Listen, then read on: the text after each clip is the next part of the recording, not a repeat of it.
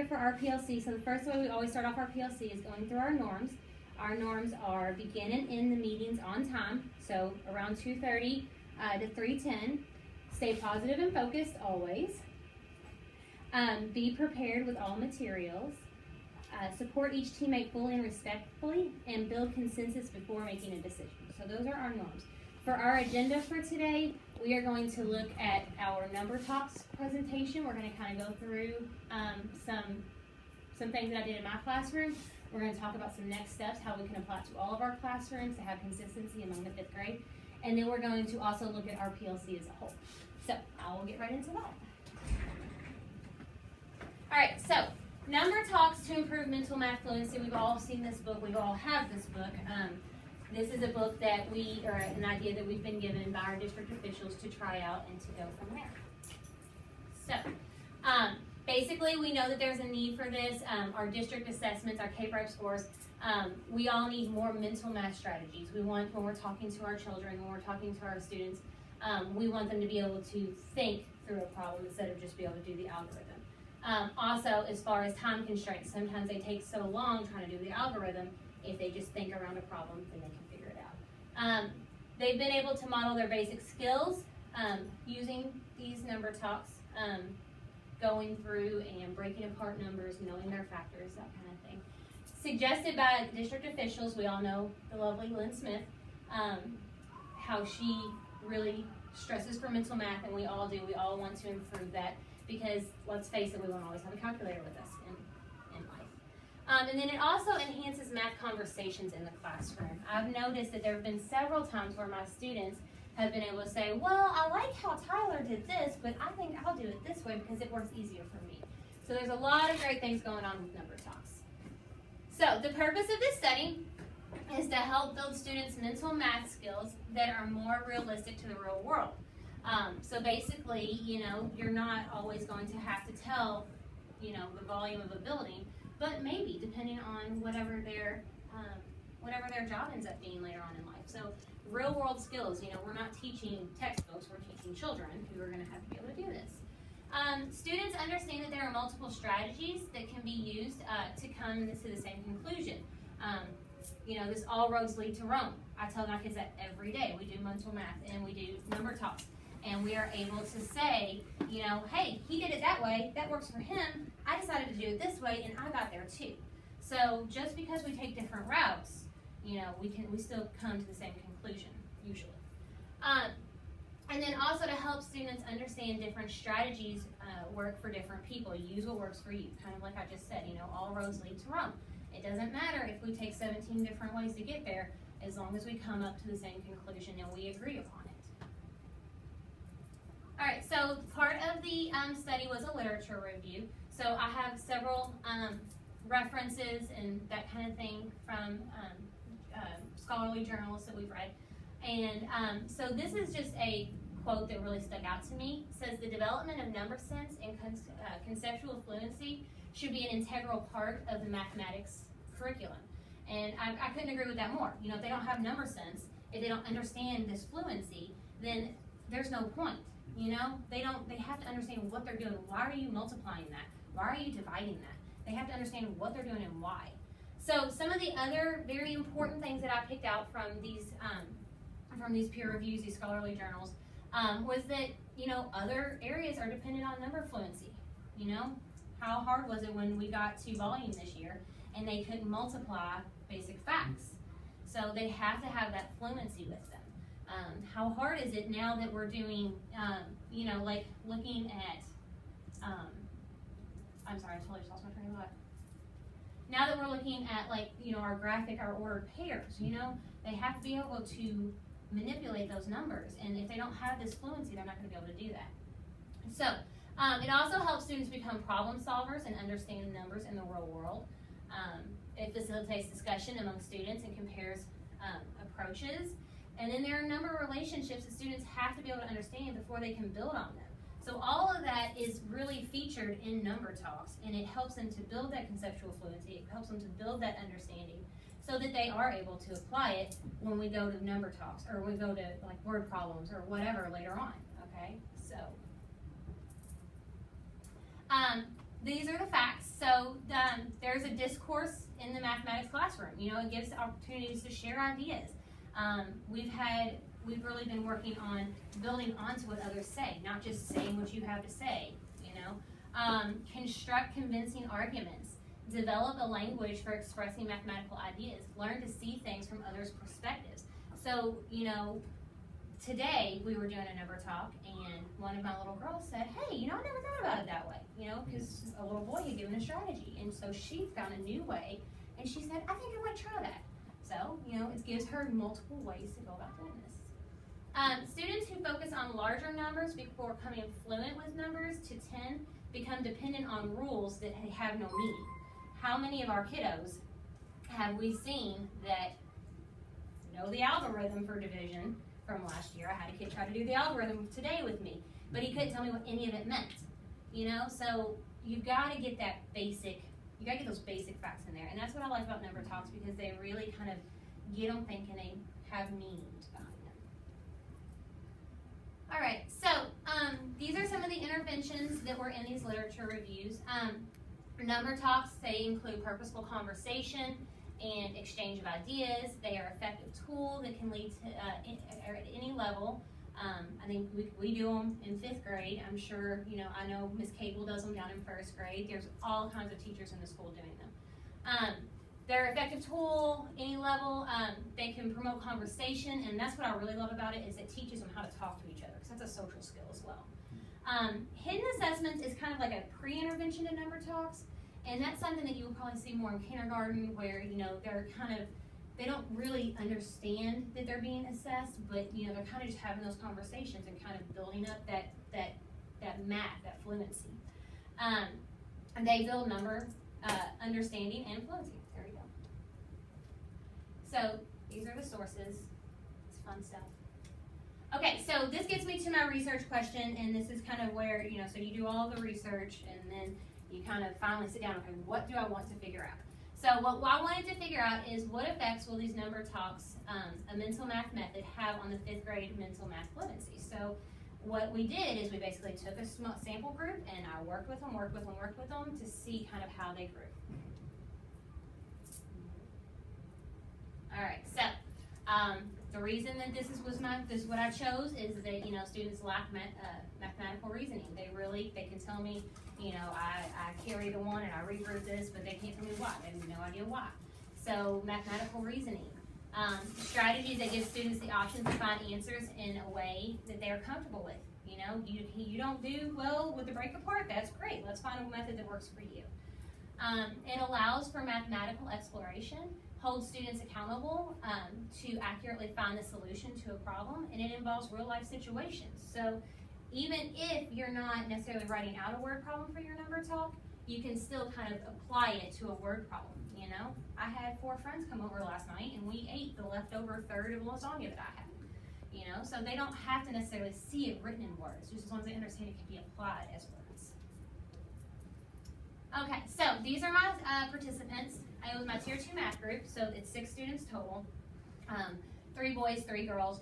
One of my students is referred for ECE, one of them is already ECE for other health impairment, for Asperger's. And all students in this group scored a low to a mid-apprentice on the last district proficiency. So that's how I chose which students to target and what my goals were. So methodology, basically, you know, we used the number talk book. What I did is I posted a problem on the board. It could be any skill. I'll do decimals one day. I can do multiplication. Today I did division. All kinds of stuff. We'll spend 3 to 5 minutes solving a problem mentally. So I'll give them some time just to sit there and think. I don't rush them through it. They know they're not allowed to raise their hand. They know they're not allowed to talk to me during that time. They're just spending that time raising, you know, thinking about it. All right. And then we have some finger signals to kind of indicate where they are. So one is, you know, I'm working on it. I'm not quite there yet, so they've got their thumb out to the side.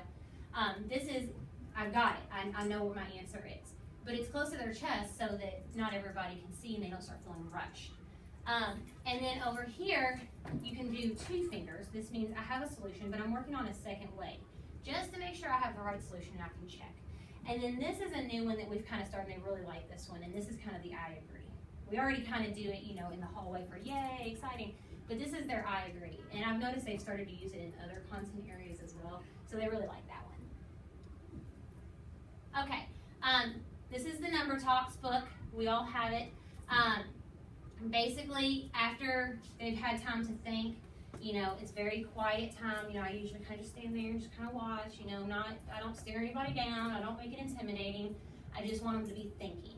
Even if they're not getting the answer, I want them thinking about what are some possible things, what are some possible routes that I can take to get here. So after a few minutes, I'll ask for the correct answer, or I'll ask for their answers, and I'll chart all of their answers.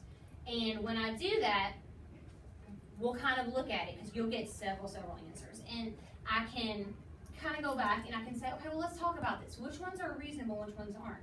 You know, does anybody, you know, now that we've talked about, you know, with the reasonability, does anybody want to change their answer? Anybody want to take their answer off the board? And a lot of times people are like, yeah, I want to take it off. So I'll just mark it out. I don't erase it, I just mark it out. Also give them a chance to kind of change their mind, you know, because we all make mistakes. It happens.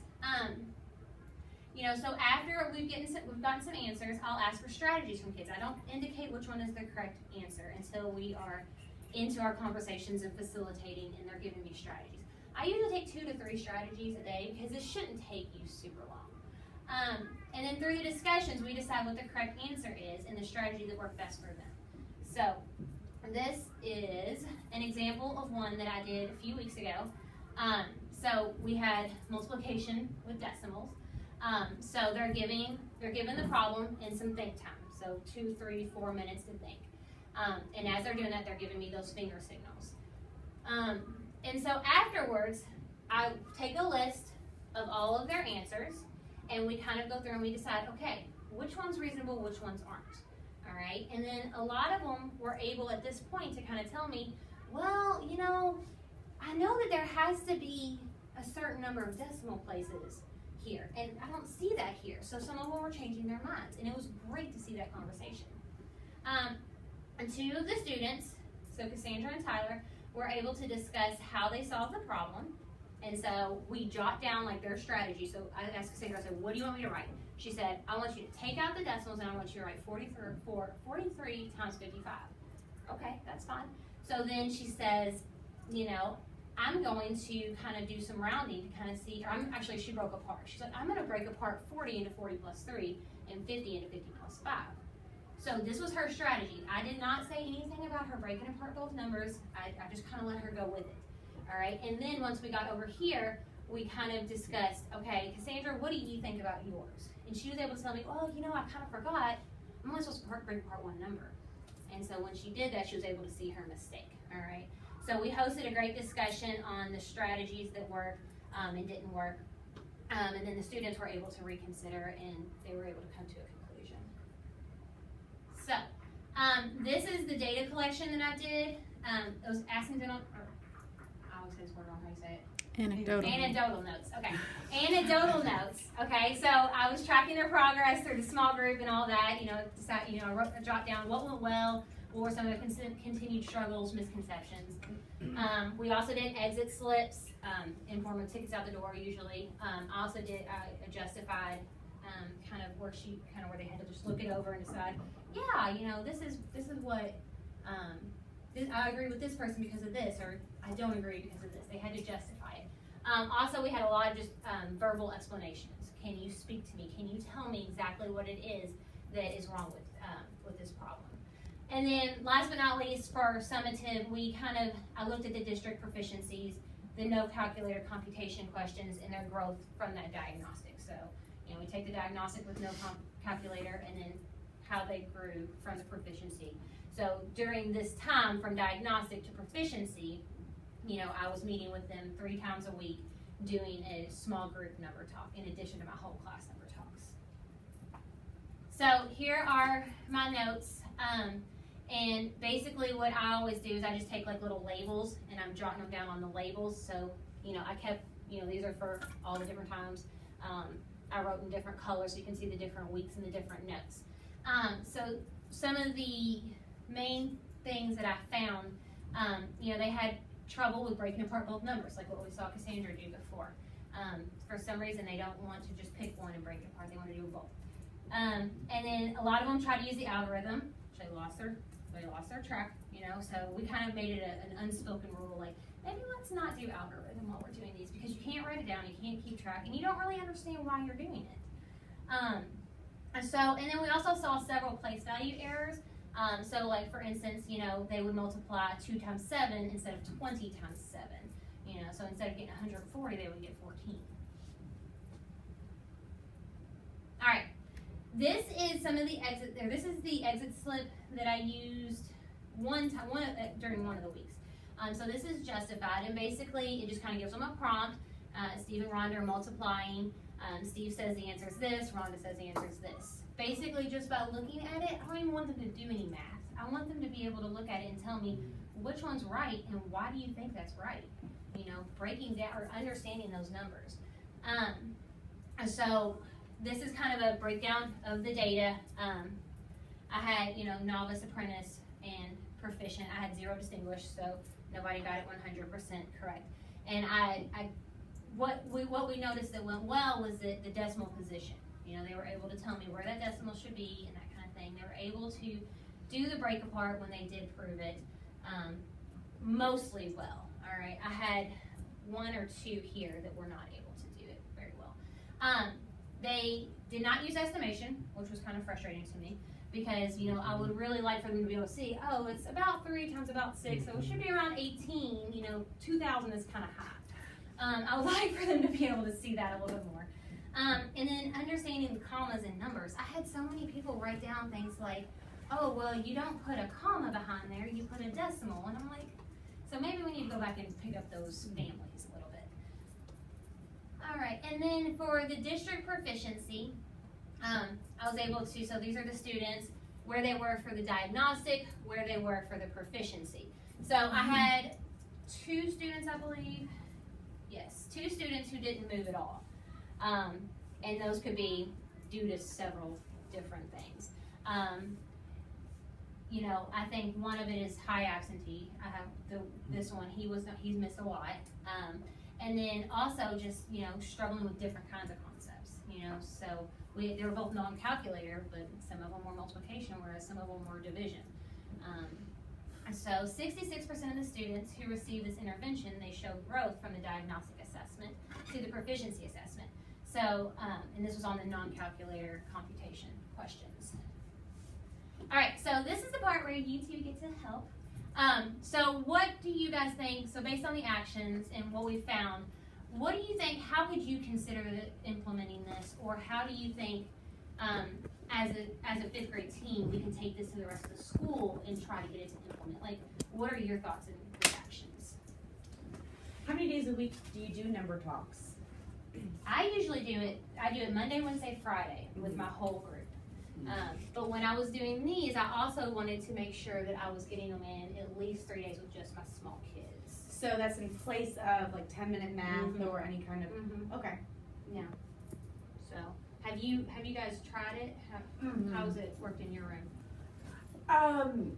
Really, honestly, it's been kind of hit or miss. Okay. It depends on their attention and, you know, Yeah. hunger level, honestly. I agree. What I like, I'm sorry, go ahead. No, I was just going to say, you know, there are a lot of variables there.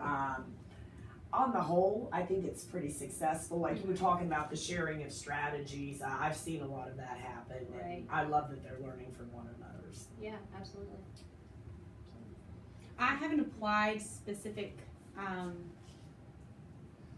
lessons from the number talks, but what I like to do during 10-minute math, it's student led. So we'll go through, we do the drops in the bucket, Right. and we'll do like, you know, 1, 2, and 3 on Monday, and then, you know, the rest on different days of the week. So when the first student's done, they give me the thumbs up, they tell me they're ready.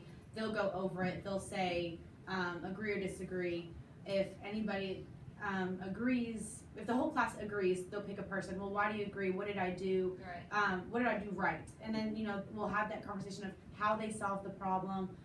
They normally throw in estimation. So it sounds like we use a lot of the strategies we don't necessarily use the book and the book's problems. Well, and we that's the apply thing. The book it's a way, it's an informational piece for you to read. And there's a CD in there, you can watch the woman, it's wonderful. But really, you know, what it ends up being is your blank smartboard and a problem that you feel like your kids are having. So it sounds like you're already doing a lot of the basics. I think maybe one of the differences too is that's more mental math, where drops in the bucket they might be using paper and pencil.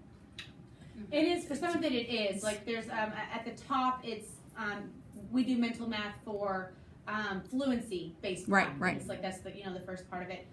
Some of it though, what I really do like is they do have paper, pencil, but they don't, it's a, you know, unspoken rule, like in Miss Geary's class, you know, not to use the algorithm, come up with a strategy, come up with multiple strategies.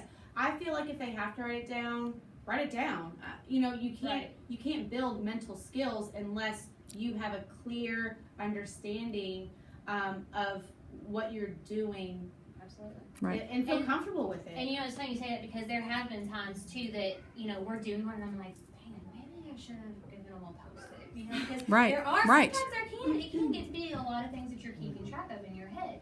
You know, so and there's times where I'm like, you know, I'm like, guys, I'm gonna give you something. I'm gonna give you one really, really hard. And then I maybe make it a little bit too hard because we're sitting there for like 5 minutes staring at each other, like trying to figure out the answer. So, I mean, it's a growing, it's a learning process. But what I really like. Interesting is if it did start in kindergarten, what kind of skills these kids would have by the time they got to us to feel comfortable enough to do these things mentally. Could you imagine the conversations that you would have? Right. You know, like you guys know, I'm a reading person, I'm not a math person. But you know, like the amount of conversations I've been able to have this year compared to the past years, and they've been wonderful. And like sometimes my kids, like I'm like, oh wow, that's awesome, good job, keep it up.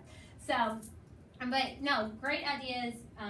You know, I'm glad you guys are on board, and so hopefully we can kind of take this and you know, it can be something that builds from kindergarten all the way up.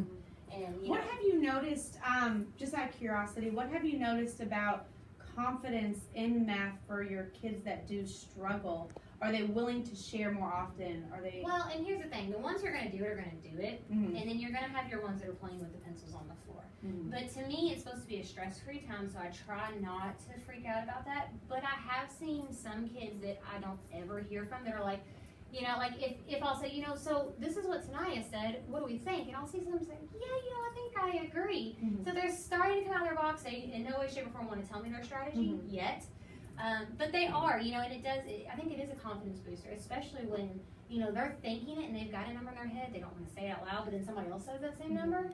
You know, you can kind of see that. See the head shaking. Yeah, like, yeah, I agree. You know, so it kind of looks like rock band in my room sometimes.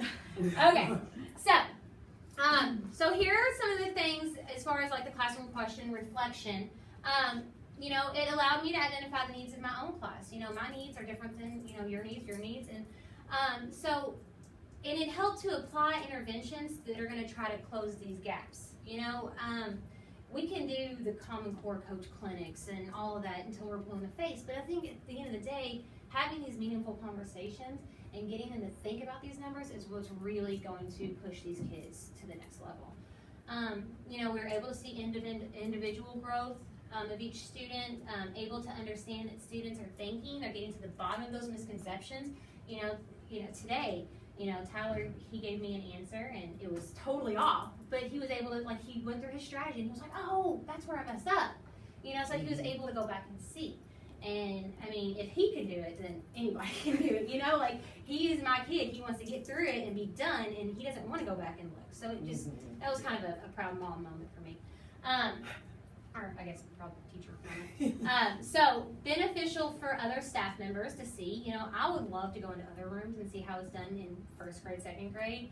And I mean, I'm sure, you know, it might be overwhelming for a kindergarten teacher to come in and see how we do it with fractions or whatever, but still, it's kind of cool to see those conversations. Well, and see the growth. Absolutely. Well, and like that's the progress made, you know, through the grade levels. I think is really Might cool. help them see the importance of building it young, Yes. so that they can articulate when they get older. Absolutely. So, And maybe get fourth grade to stop teaching algorithms. possibly, probably not though. Helps to inform instruction in the next step. So kind of what am I going to do now? So now we've got this, what next? And then, you know, differentiate based off these needs, you know. Zachary loves number talks because he understands numbers, but he can't write. You know, so he can talk to me and he can tell me all this stuff, and he loves it. So it makes him feel very successful. I think that's the thing too. As I don't mean to interrupt, but it No, you're fine. pinpoints the misconceptions, and it also pinpoints their strengths that you don't see on paper and pencil. Absolutely. I also feel like it bolsters their confidence. The ones who struggle, you know, if they get it correct and they have a strategy and you're like, can you please share? Right. You know, I'll ask them to explain their thinking, you know. Right. And if they just jump through something, I'll stop and back it up, you know, and then they're like, oh, you know, I've seen a lot of this in my classroom, you know, just this week, the whole puffing up, and that's just a wonderful thing to see, Yeah, you know. absolutely. So, okay, so that kind of wraps up the number talks. There's a second part to this PowerPoint, and it's kind of over our PLC. If you guys remember, I gave you a trust survey probably 3 or 4 weeks ago now. So what I did is I compiled all that, and look, I'm getting ahead of myself. So this is our PLC focus question. And basically we're trying to figure out what strengths and challenges did that trust survey reveal about, you know, the Smyrna Elementary 5th grade PLC group. So, basically the sampling was us 4 in this room, so, you know, the 3 5th grade teachers and our lovely camera lady, Miss Milligan. We are cumulatively, Miss Bennett and I, 5 years, Miss Moore, obviously it's your first, and Miss Milligan's the round all, do all for us. So for this, I gave them trust survey, you know, trying to determine the amounts of trust and how we're feeling as far as a group, as far as a team in here. It gathered information about the beliefs, the feelings of each team member. All 4 of us took this, including myself. So this is what the survey looked like. If you need a memory jog, probably not. And so for each of the criteria, you guys decided if you agreed, if you were neutral, or if you disagreed with them. And then you would give me a scale of 1 to 3, you know, how important was it, how important or how unimportant is it to you. And then it was going to center around interactions and relationships within our team. So it wasn't so much necessarily our cheat sheet and that kind of thing, it's how we are as adults to each other. Are we playing nice? And so this is basically how I collected the data. Obviously, I placed them in your mailboxes. Actually, I think I may have sent a kid with them to your mailboxes because we only meet in here on Wednesdays. Obviously, we see each other every day and we talk every day. I didn't really give you a time constraint, even though y'all were wonderful about getting them back to me that day. They were anonymous. I didn't know whose was whose. I can't tell your circles from someone else's circles. So all members delivered finished surveys to my mailbox in order to remain anonymous, so I didn't even see you when you gave it to me. No. All right, and so basically, when I compiled all of the data, when I looked at it, I saw that there were areas in need of growth, and then there were some areas that we're doing really good in, and I'm really proud of those areas. So one of the indicators for growth is honesty among all colleagues. Not that we're sitting here boldly lying to each other, you know, but more of just a kind of omitting things so we don't step on toes, we don't kind of push people over the edge, that kind of thing. So, you know, talking about having those more open, honest conversations and being willing to put on our big girl pants and go out there and do what we got to do. All team members, they make meaningful contributions, and then celebrating personal and professional successes of individual members. So those were kind of our 3, like where, and they weren't even necessarily disagrees, they were neutrals and disagrees, but apparently we agree on a lot of things, so that's good. And so some of our areas of strength are, you know, we willingly share materials and resources and ideas. You know, we're always, you know, lesson plan sharing, that kind of thing. We all feel welcome in each other's classrooms. Like, I feel like I can walk into either one of your rooms anytime and tell you something, or even just sit back and be like, hey, what's up? So, and then, you know, not afraid to share student data. You know, there's no competition between us. And then good intentions with interactions with our students. You know, we all want the best for our kids. That's why we're here. So we all have those good intentions. So basically, this was how it looked as far as what was this one? So this is for the honesty. And so like I said, it wasn't like we're talking about boldface lying behind each other's back or anything like that. So one of us agreed and the other 3 were kind of neutral, like not willing to agree or disagree on that. Like that we could still grow. You know, there are still some things that we could do to instill more openness in our team without fear of repercussion or judgment, I guess. So basically trusting and how important that is to our team, because if we can't feel open and honest, then we can't make the decisions or do what needs to be done to benefit our children. So we don't feel strongly one way or another about the honesty, and so that's kind of where we need to get to, where we all feel like, yeah, you know, I mean, Miss Milligan will tell me if that was a terrible lesson. Like, I don't have a problem with that, you know. And then the next area of growth was meaningful contribution. So this is everybody doing, you know, pulling their own weight and doing that kind of thing. So 2 of us disagreed, saying that, no, I don't think that really happens. I feel like, you know, sometimes I'll slack off, sometimes she'll slack off, sometimes, you know, whatever. And then 1 person agreed that we do all make meaningful contributions, and then 1 was kind of, you know, on the fence, neutral. So 3/4 of our team do not fully agree that everyone is meaningfully contributed to what it takes to run this PLC and to help our 5th graders. And then celebrating successes. This may seem small, but to me, I think if we are going to be a strong team member, we've got to be able to hold each other up and be like, hey, you finally are getting your master's degree, awesome, like, as much as it's killing you. No, but you know, or even like, you know, hey, you know, Ms. Moore, I saw your PA scores. Those were awesome. Congratulations. You know, what are you doing to get there? And things like that. So about half of our team feels like we do celebrate these successes pretty well, whereas the other half is kind of a little bit more on the fence. And, you know, and it could be, there's several different things. You know, this could be professional or personal, you know, and I know we have, you know, personal conversations, you know, and we celebrate that, but while we're here, it's more of a professional setting and that kind of thing. So, all right. So some of our next steps, basically, what do we need to do to fix or to focus on these weaknesses? I don't think, you know, you're never going to be 100% at anything or at everything. So, you know, maybe team outings to go out and build relationships and, you know, go and, you know, kind of, hey, did you see that movie this weekend? Or hey, did you do that breakout Louisville? Or something like that. You know, just to kind of build more of a morale between everybody, so that when we're here, you know, we're like, we're decompressed a little bit. So honest, constructive conversations for improvement. You know, those, you know, like I said, you got to put on your big girl pants and just deal with life sometimes, right? Division of tasks. And then taking the time to celebrate successes that are both personal and professional, and just basically treating each other like human beings, which we do. But you know, there's always room for growth.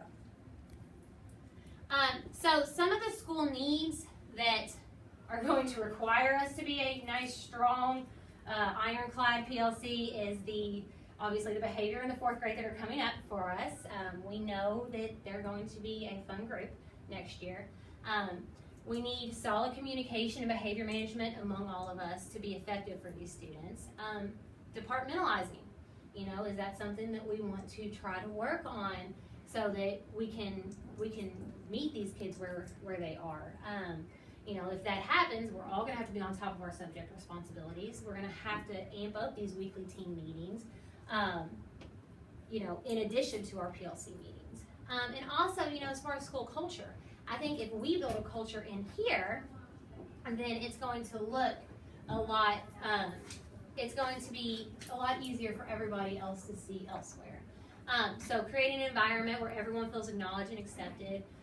Honest communication. You know, you don't have to be mean about it, but be honest. Let others know that, you know, as a team member, I expect you to do this, and this is what we need in order to be successful. Also, vertical team meetings. We talked about vertical team meetings once a month, and possibly a way to integrate the different standards, to show progression of the content, and to share ideas and build community. I think doing all of these things are going to really help amp up, you know, our functioning as a school. And then finally, these are kind of just the reflection of the PLC question. So basically, you know, we better understand the strengths and the weaknesses, our strengths and weaknesses as a team. There's a need to focus on being open and honest with issues we are feeling that affect our cohesiveness and making sure we're all on the same page. This survey anonymously allow for everyone to express their feelings and have a voice. So I feel like you guys were very open and honest with that. And then as far as the next steps, it's going to help us to build a stronger working relationship, and it's going to help us to benefit the student growth. So the more tight we are, the better the kids are going to see that, and the better they're going to grow. And then it's also going to allow for shared responsibilities. So I appreciate your guys' time today. Thank you very much. Nice job.